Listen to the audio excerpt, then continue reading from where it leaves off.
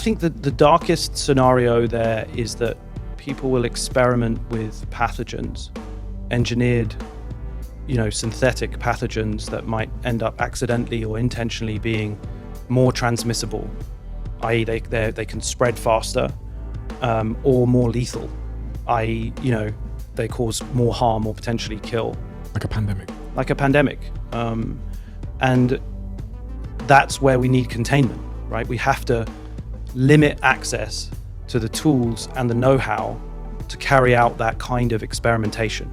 So one framework of thinking about this with respect to making containment possible is that we really are experimenting with dangerous materials. And anthrax is not something that can be bought over the internet, that can be freely experimented with. And likewise, the very best of these tools in a few years' time are going to be capable of creating, new synthetic pandemic pathogens.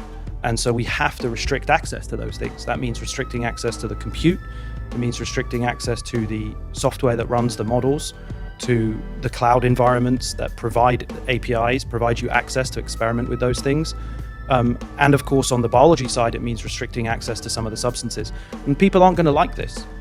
People are not going to like that claim, because it means that those who want to do good with those tools, those who want to create a startup, the small guy, the little developer that struggles to comply with all the regulations, they're going to be pissed off, understandably, right?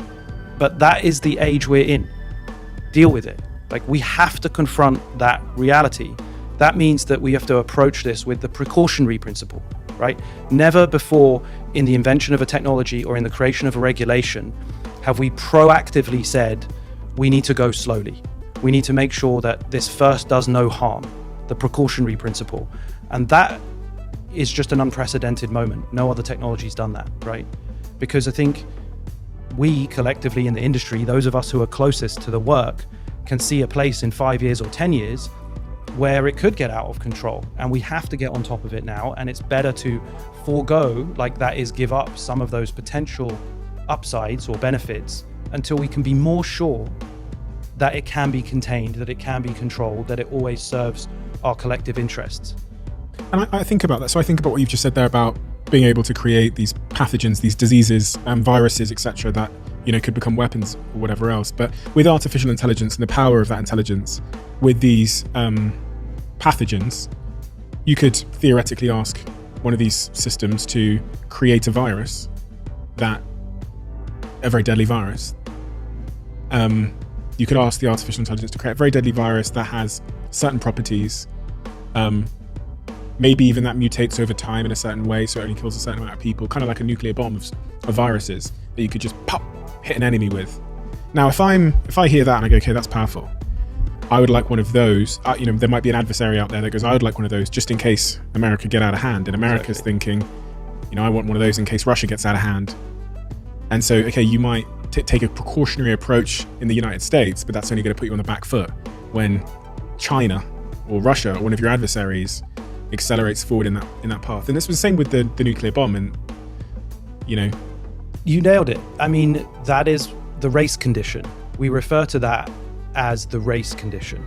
The idea that if I don't do it, the other party is going to do it, and therefore I must do it. But the problem with that is that it creates a self-fulfilling prophecy. So the default there is that we all end up doing it. And that can't be right, because there is a opportunity for massive cooperation here. There's a shared that is between us and China and every other quote unquote them or they or enemy that we want to create. We've all got a shared interest in advancing the collective health and well-being of humans and humanity. How well have we done at promoting shared interest? Well, in the development of technologies over the years, even at a corporate level, even. The Nuclear Non-Proliferation Treaty has been reasonably successful. There's only 9 nuclear states in the world today. We've stopped 3 countries actually gave up nuclear weapons because we incentivized them with sanctions and threats and economic rewards. Small groups have tried to get access to nuclear weapons and so far have largely failed. It's expensive though, right? And hard to, uranium as a chemical to keep it stable and to buy it and to house it? I mean, I couldn't just put it in the shed. You certainly couldn't put it in a shed. You can't download uranium-235 off the internet. It's not available open source. That is totally true. So it's got different characteristics for sure. But a kid in Russia could, in his bedroom, could download something onto his computer that's incredibly harmful in the artificial intelligence department, right?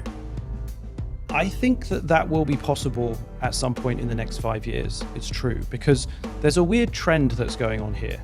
On the one hand, you've got the cutting edge AI models that are built by Google and OpenAI and my company Inflection, and they cost hundreds of millions of dollars, and there's only a few of them. But on the other hand, what was cutting edge a few years ago is now open source today. So GPT-3, which came out in the summer of 2020, is now reproduced as an open source model. So the code and the weights of the model, the design of the model, and the actual implementation code is completely freely available on the web. And it's tiny. It's like 60 times or 60, 70 times smaller than the original model, which means that it's cheaper to use and cheaper to run.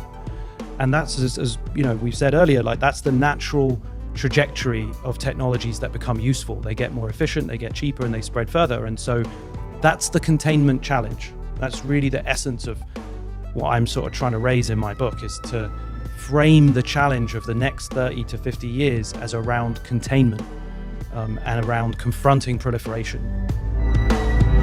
Please make sure to like the video and subscribe to our channel. Leave us a comment down below about what topics you would like to see covered next. Thanks for watching.